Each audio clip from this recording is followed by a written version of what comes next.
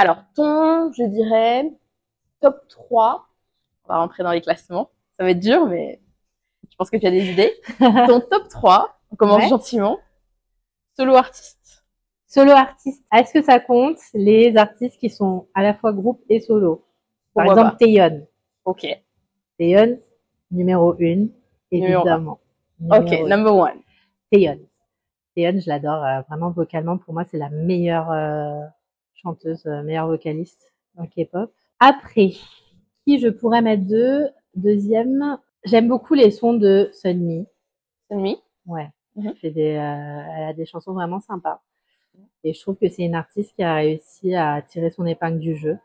Vraiment, parce que de base, c'est pas une grande vocaliste. Vocalement, c'est pas une grande chanteuse. Je dis pas qu'elle chante mal, hein. Elle a une voix qui est très sympa et tout, mais c'est pas une chanteuse, c'est pas Taeyeon, quoi. Ouais.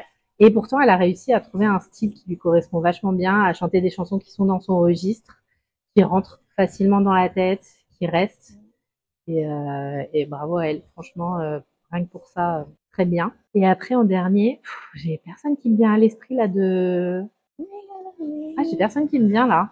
Je pensais que ça allait être plus facile, mais finalement pas du tout. Non, parce que c'est vrai que les soloistes, Il y en a un peu moins. quand tu prends aussi les soloistes des groupes, ça vient facilement parce que bah, il y en a, voilà. Mais quand tu veux un soloiste 100%, à moins d'aller dans tout ce qui est un peu plus K-pop et compagnie, où là, oui, il y a énormément de soloistes. Bah, moi, je dirais. Enfin, j'ai pas forcément de ranking, mais je dirais Jessie. Mhm. J'aime beaucoup parce que c'est outsider. Genre vraiment dans le K-pop mind, c'est outsider. Eric Nam, j'aime bien aussi. Après, j'aime plutôt le travail qu'il fait sur le côté, mais sa musique est pas mal. Après, il y a des vocalistes que j'apprécie vraiment beaucoup vocalement, mais musicalement, j'écoute pas trop. Mm. Ah, par exemple, Shia Junsu, qui était dans des BSK, vocalement, pour moi, c'est un des chanteurs les plus incroyables qui ait jamais été dans la K-pop, quoi. Ouais.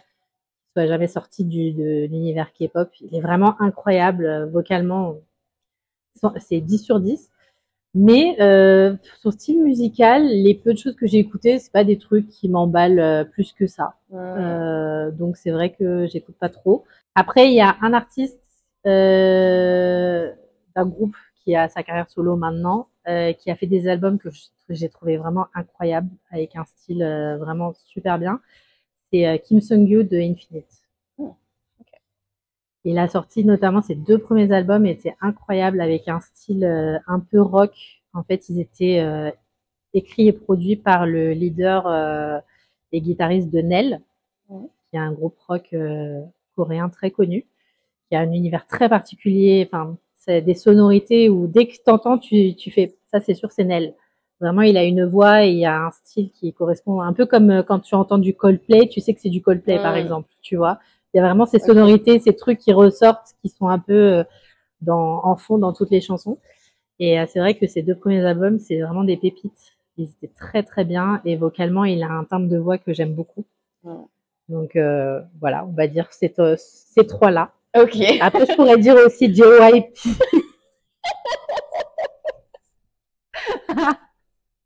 Oui, non, qui n'aime pas JYP? I mean, c'est quand même le roi de la K-pop. Oui, effectivement. On peut. Ok, il est à 3,5 du classement. C'est ça. Non, il est à 1 moins 0,5. Là, c'est le au-dessus du numéro 1. Ok, oui, je m'y attendais pas à celle-là, mais c'est vrai. Ok. Top 3. Ah, j'aurais pu aussi ajouter Taemin. Ah, très bien, Taemin aussi. Et lui, pareil, très artiste, un peu comme Sunmi, qui est pas un vocaliste de base et qui a su adapter sa voix, trouver son style et tout, et qui est un performeur incroyable. Ok, ok. Voilà, donc j'en trouvais pas et maintenant j'en ai 10 000. Voilà, c'est ça, ça va revenir au moins. Ah oui, c'est vrai. Et, ok. Ok, maintenant le top 3 groupe féminin.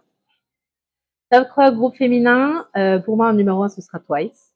Enfin non, si on prend des anciens groupes aussi, le numéro 1 pour moi, top du top, ce sera toujours Girls' Generation, qui a été vraiment mon groupe fétiche pendant des années, que j'adore, que j'aime de tout mon cœur. Voilà, ce sera Girls' Generation. Après Twice, numéro 2.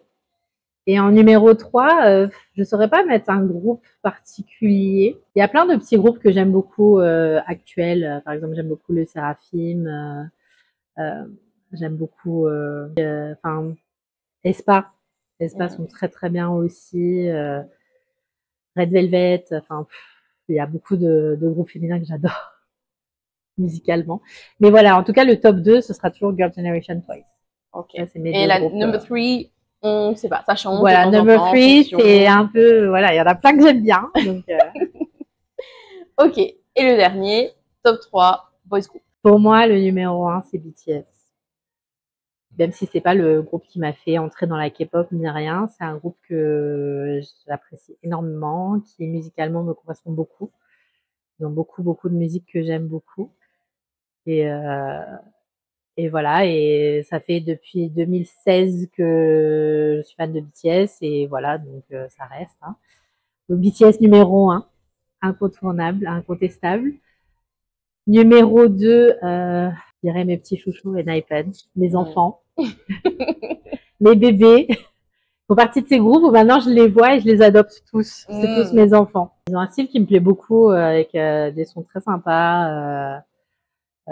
Niveau performance, ils sont très sympas aussi, très bien. Et pour un groupe très jeune, puisqu'ils ont débuté en 2020, franchement, dès le début, ils se sont bien débrouillés et tout. Donc je dirais que c'est mes numéros 2. Et en troisième, non, en troisième, ouais, je dirais 80s. 80s. Ouais, 80s, c'est un groupe dont je suis pas fan depuis très longtemps. Parce que, mine de rien, ils ont débuté en 2018 et je les suis vraiment que depuis, on va dire, 2022. Mais c'est un groupe qui a énormément de potentiel, qui a de très très bonnes chansons, un style très varié. Euh, Au niveau performance, ils sont incroyables. Au niveau vocal, leur lead chanteur, là, leur lead singer, il est incroyable. Je valide. Et ouais, et même au niveau de la personnalité des membres du groupe et tout ça, ils sont. J'aime beaucoup en fait ce qu'ils dégagent et les valeurs qu'ils représentent, leur discours et tout ça. Donc pour moi, ils sont un peu comme BTS au niveau de leurs valeurs et de ce qu'ils veulent véhiculer, voilà, ce qu'ils veulent montrer au monde et tout ça. Waouh. Donc voilà, je dirais 80 numéro 3. Mais pareil que les girl groups, il y a plein de groupes que j'aime bien et qui ont beaucoup de potentiel. Seventeen, très bien, TXT, et voilà. Mais bon, là, mon top 3 sera Top celui-là. 3. Ça reste le top 3. C'est ça. Ok.